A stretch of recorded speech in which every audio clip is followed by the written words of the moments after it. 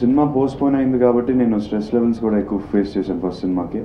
కానీ అంతా మంచి కోసం జరిగింది. కానీ 3 days రిలీజ్కి ఇంకా ఉంది అంతే. సో చాలా నర్వస్గా ఉంది. At the same time excitement కూడా ఎక్కువ ఉంది. నేను ఎక్స్పెక్ట్ చేసుంటే నేను డెఫినెట్గా బిఫోరే చెప్పేవాళ్ళం, అంత సడన్గా అయ్యేది కాదు. కానీ సీజీతో ఏంటంటే మన చేతిలో ఉండదు. చాలా సినిమాలు సీజీ వల్ల పోస్ట్పోన్ అవుతూ పోయాయి. అండ్ ఇంటెన్షనల్గా అయితే అవ్వలేదు అండ్ అస్సలు ఎక్స్పెక్ట్ చేయలేదు. సో అందుకే అంత లాస్ట్ మినిట్ అయింది. కానీ అదొక సీజీ అనేది ఒక డిఫరెంట్ వరల్డ్. మనం అదంతా క్రియేట్ చేసుకోవాలి. అప్పుడప్పుడు it's very natural to have mistakes. And కాకపోతే దీని నుంచి నేనేం తీసుకోవాలంటే, నేను ఇంకా వేరే సినిమాలు కానీ సీజీ ఉంటే నేను ఇంకా కేర్ తీసుకోవాలి ఆ రిలీజ్ డేట్ అనౌన్స్ చేసే ముందు. సో దట్ అంత సడన్గా అవ్వదని మళ్ళీ. అవును, నేను చదివాను, ఆర్టికల్స్ కూడా చదివాను. అంటే నాకు జోక్గా అనిపించింది. Because they don't know what happened, but they still decided to go head and right that I'm disappointed with my father. ఇవాళ సినిమా ఇంత కూల్గా రిలీజ్ అవుతుందంటే మా నాన్న వల్లే. యాక్చువల్లీ నేను స్టేట్మెంట్ కూడా ఇచ్చాను. బికాజ్ మేము ప్యానిక్ అయిన స్టేజ్లో అంటే నేను ఎక్స్పెక్ట్ చేయలేదు అలా అవుద్దని. సడన్గా అలా అయ్యేసరికి మేము ప్యానిక్ అయ్యాం. అండ్ ఆ ప్యానిక్ స్టేజ్లో ఆయనే వచ్చి గైడ్ చేశారు కూల్గా. అంత ఎక్స్పీరియన్స్ ఉంది కాబట్టి ఆయనకి ఒక రిలీజ్ డేట్ పోస్ట్పోన్ అయితే అది it's not the end of the world, మనం సినిమా బెటర్ చేసుకుని రిలీజ్ చేయాలి ఇప్పుడు అని ఆయనే కూల్గా గైడ్ చేసి చాలా వరకు డైరెక్షన్ ఇచ్చారు మనకి.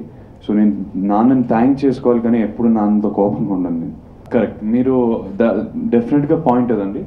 కాకపోతే మనం సీజీతో ఏంటంటే, if you ever SIT with CG technician, ఒక విఎఫ్ఎక్స్ టెక్నీషియన్తో కూర్చుంటే you will know that CG మీద ఎంతసేపు వర్క్ చేస్తే అంత బెటర్ క్వాలిటీ వస్తుంది. మనం 1 month వర్క్ చేయొచ్చు, 1 year కూడా వర్క్ చేయొచ్చు. And it will just keep getting better. నేను ఈ సినిమా నెక్స్ట్ ఇయర్ వరకు కూడా వర్క్ చేయొచ్చు యాక్చువల్లీ మనం సీజీ మీద కూర్చుంటే. We gave the best quality. మనకు అవసరం ఉన్న సినిమాకి అవసరం ఉన్న క్వాలిటీ ఇచ్చాం.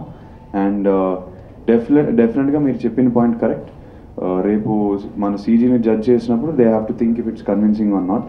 మనకైతే మన కథకి కన్విన్సింగ్ అనిపించింది, మనకు కరెక్ట్ అనిపించింది, మనం అందుకే రిలీజ్కి వెళ్ళిపోతున్నాం. Yes, we have put in our 100% అండి ఈ సినిమాకి. కానీ సినిమాతో ఏంటంటే మనం 100% పెడతాం. Audience has to accept it, audience has to like it. వాళ్ళు టికెట్ కొంటున్నారు, so we leave it to the audience. కాదని నేను రిహర్సల్లో ఫెయింట్ అయ్యాను. ఫెయింట్ కూడా కాదు, ఒక 10 minutes నాకు కొంచెం డిజీగా అనిపించింది. అది ఇంట్రొడక్షన్ సాంగ్కి చాలా ఎక్కువ డాన్స్ ఉంది. అండ్ నేను యాబ్స్ కూడా చేశాను, యాబ్స్ కూడా చూపించాను. సో ట్రైలర్లో కనిపించింది. ఆ యాబ్స్ కోసం ఏంటంటే మనం ఒక స్పెషల్ డైట్ చేయాలి అండ్ వాటర్ కూడా చాలా తక్కువ తాగాలి. సో ఆ రిహర్సల్ టైంలో నేను almost 5 hours rehearsal per day చేస్తున్నప్పుడు 3 days తర్వాత ఒక 10 minutes నాకు బ్లాక్అవుట్ అయిపోయింది. సో ఆ వాటర్ లెవెల్స్ మళ్ళీ పెంచాను. యాక్చువల్గా తెలియలేదు, నేను 2 days తర్వాత చెప్పాను. అంటే అంత పెద్ద ఇష్యూ ఏం కాదు, నేను పడిపోయి అలా ఏం అవ్వలేదు. నేను జస్ట్ కొంచెం సడన్గా కొంచెం రెస్ట్ తీసుకోవాల్సి వచ్చింది, కళ్ళు తిరిగినాయి అంతే. క్యారెక్టర్ ఏంటంటే వినయ్ సినిమాలు టిపికల్ హీరోలా ఉంటాడు, కూల్గా ఉంటాడు, సిచ్యువేషన్కి తగ్గట్టు రియాక్ట్ అవుతాడు. It's not going to be an eccentric character. సడన్గా మీకు ఇది స్టాండ్ అవుట్ అయ్యే క్యారెక్టర్లా ఉండదు, ఒక టిపికల్ కమర్షియల్ హీరోలానే ఉంటాడు. కానీ ఇది కథ మీద డ్రైవ్ అయ్యే క్యారెక్టర్. నేనైతే ఈ సినిమాకి కథ కనెక్ట్ అయిన క్యారెక్టర్ కన్నా, బికాజ్ ఒక లార్జ్ స్కేల్ క్యాన్వస్ కనిపించింది. అండ్ నేను ఒక గ్రాండ్ ఎంట్రీతో వద్దాం అనుకున్నాం. అండ్ వినయ్ గారు ఆ కాన్ఫిడెన్స్ ఇచ్చారు. సో మోర్ దెన్ క్యారెక్టర్ నేను కథ మీద వెళ్ళిపోయాను. And when you see the film you will also think. Song length కొంచెం ఎక్కువ ఉంటుందండి, 5 minutes ఉంటుంది సినిమాలో. అంటే ఇంట్రొడక్షన్ నా ఫస్ట్ టైం లైఫ్లో ఫస్ట్ టైం చూస్తాను నన్ను డాన్స్ చేయడం. సో మనం బాగా చూపిద్దాం, కొత్తగా ఒక సాంగ్ కన్సీవ్ చేసుకుందాం. దీనికి చాలా వరకు యాక్చువల్లీ మోస్ట్ క్రెడిట్ నేను జానీ మాస్టర్కి ఇవ్వాలి అండ్ మా ఆర్ట్ డైరెక్టర్ ప్రకాష్కి ఇవ్వాలి. బికాజ్ ఇలాంటి సాంగ్ కన్సీవ్ చేయడం ఓన్లీ ఒక డాన్సర్ దొరికితే చాలు, నేను బాగా డాన్స్ వేస్తే చాలు. ఇట్స్ సెట్స్, కొరియోగ్రఫీ, లుక్, మొత్తం స్టైలింగ్, నా స్టైలిస్ట్ అనీషా జైన్, మొత్తం అందరు కలిపి ఒక టీమ్గా ఆల్మోస్ట్ 12 days వరకు పనిచేసాం మనం రిహర్సల్స్తో పాటు 12 days వరకు జస్ట్ ఇంట్రొడక్షన్ సాంగ్ మీద పనిచేసాం. సో ఈ పర్టిక్యులర్ సాంగ్కి ప్రతి యూనిట్ మెంబర్ నేను నాతో కలిపి డాన్స్ మాస్టర్తో కలిపి అందరూ చాలా కష్టపడ్డారు. అండ్ మనం చాలా ఒక 17 hours to 18 hours per day work చేసాం. సో చాలా కష్టపడ్డాం and I hope everyone likes it. అంటే కథలో సీజీ అవసరం అండి. అంటే మనం ఒక under water action episode shoot చేసాం. మీరు ట్రైలర్ చూసింటే ఒక 2 షాట్లు ఉంటాయండి. నేను అండర్ వాటర్లో వెళ్తూ ఉంటాను. అండ్ క్లైమాక్స్ ఎపిసోడ్కి వచ్చేసరికి దెర్ ఇస్ ఒక మూవింగ్ ప్లేన్లో ఒక ఫైట్ ఉంటుందండి. అండ్ ఒక ప్యాంథర్ ఎపిసోడ్ కూడా ఉంటుంది. సో వీటన్నిటిని ఏంటంటే మనం రియల్ లైఫ్లో షూట్ చేయలేం, ఫిజికల్గా పాసిబుల్ కాదు అండ్ వెరీ డేంజరస్ ఆల్సో. ఒక ప్యాంథర్తో ప్యాంథర్ నన్ను చేయలేదు, నేను చచ్చిపోతాను రియల్ లైఫ్లో అయితే. సో ఈ ఐడియాస్ అన్ని వినయ్ గారు చాలా ఇంట్రెస్టింగ్గా కన్సీవ్ చేశారు అండ్ ఇవి కథకి సంబంధించినవి. సో ఈ ఐడియాస్ లేకుండా సినిమా కథ రన్ అవ్వదు, హైస్ రావు. మనం వేరే సినిమాల్లో యాక్షన్ ఎపిసోడ్స్ ఫైట్స్గా చూస్తాం, ఒక హీరో కానీ ఒక 10 మంది కొట్టడం చూస్తాం. కానీ ఈ సినిమాకి వచ్చేసరికి వినయ్ గారు చాలా లార్జ్ స్కేల్లో మనం ఎప్పుడు చూడని యాక్షన్ ఎపిసోడ్ షూట్ చేద్దాం, దానికి సీజీ అవసరం వచ్చింది. అండ్ నాకు అందుకే కథ కూడా కనెక్ట్ అయింది, బికాజ్ ఆయన అంత క్యాన్వాస్ ఆలోచించారని.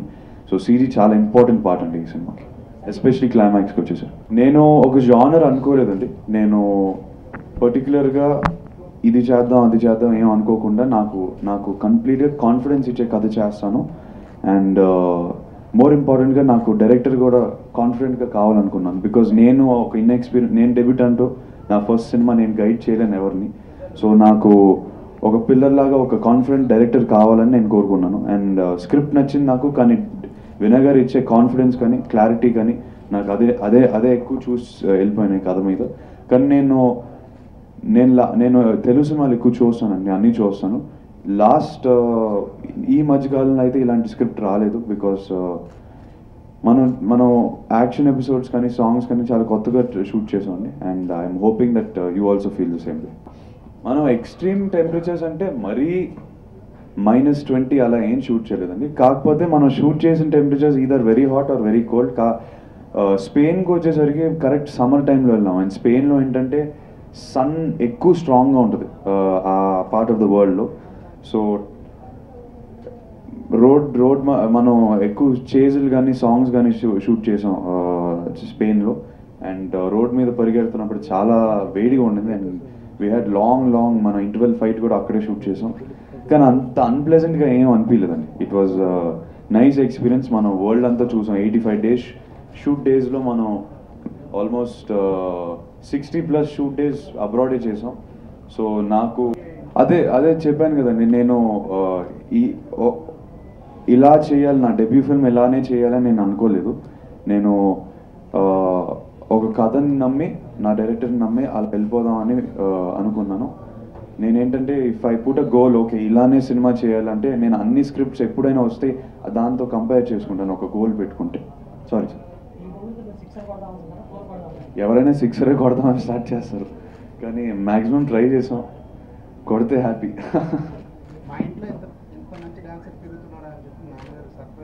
అంటే ఆయన చూడలేదండి ఎప్పుడు. నేను ఎప్పుడైనా రిహర్స్ చేస్తే కానీ నేను యాక్చువల్గా ఫుల్ ఫ్లెజ్గా డాన్స్ చేయడం ఫస్ట్ టైం సినిమాలోనే చూశారు. సో దానికి ముందు ఎప్పుడు చూడలేదు, అందుకే షాక్ అయ్యారు ఆయన. నేను ఎప్పుడు ఎక్కువ చూపించలేదు, ఎప్పుడు చెప్పలేదు కూడా నేను ఇలా డాన్స్ చేస్తాను అలా డాన్స్ చేస్తాను. నేను ట్రైనింగ్ ఎక్కువ తీసుకున్నాను డాన్స్ కన్నా. డాన్స్ నేను ఎక్కువ మా కొరియోగ్రాఫర్స్కి ఇచ్చేస్తాను క్రెడిట్. కానీ ఫైట్స్ యాక్షన్స్కి వచ్చేసరికి నాకు ఎక్కువ ఇంట్రెస్ట్ కాబట్టి చిన్నప్పటి నుంచి స్పోర్ట్స్ ఇవన్నీ ఎక్కువ ఇష్టం వచ్చేసరికి నాకు థాయిలాండ్కి వెళ్ళాను. నేను ఒక 3 months 4 months వరకు థాయిలాండ్కి వెళ్ళాను. అక్కడే ఉండి కిచ్చా మాస్టర్ అనే ఫైట్ మాస్టర్తో ట్రైనింగ్ తీసుకున్నాను.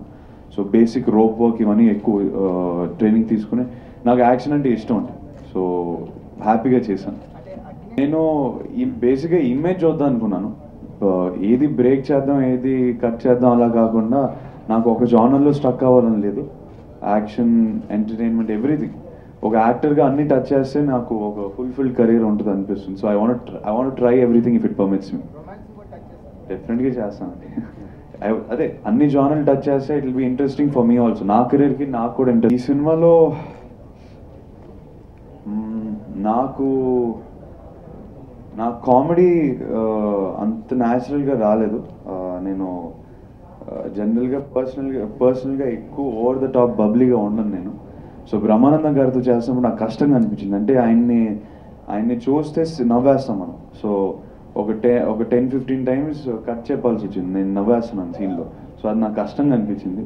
So maybe next cinema comedy మీద ఎక్కువ వర్క్ చేస్తాను. అంటే ఫస్ట్ నాకు తెలియదండి. నేను ఈ కెరియర్ ప్లానింగ్లో నేను ఒక నిర్ణయం తీసుకున్నాను. నేను ఎస్టాబ్లిషింగ్ స్టేజ్లో ఉన్నాను కాబట్టి, నేను మరీ బిగినింగ్ స్టేజ్లో ఉన్నాను కాబట్టి 1 స్టెప్ అట్ ఎ టైం తీసుకుందాం అనుకుంటున్నాను. నాకు 10 years down the line, 20 years down the line కానీ ఇలా ఆలోచనలు కాకుండా నాకు ఈ సినిమా అయిన వెంటనే నెక్స్ట్ సినిమా ఏంటి, ఒక 3-4 years అలానే పనిచేద్దాం అనుకుంటున్నాను. బికాజ్ ఇది ఎస్టాబ్లిషింగ్ స్టేజ్. నా బిగినింగ్లోనే ఒక ఇమేజ్ కానీ ఒక ఇంప్రెషన్ పడిపోతుంది నా మీద జనాల్లో. So I want to make each movie special and take it 1 step at a time.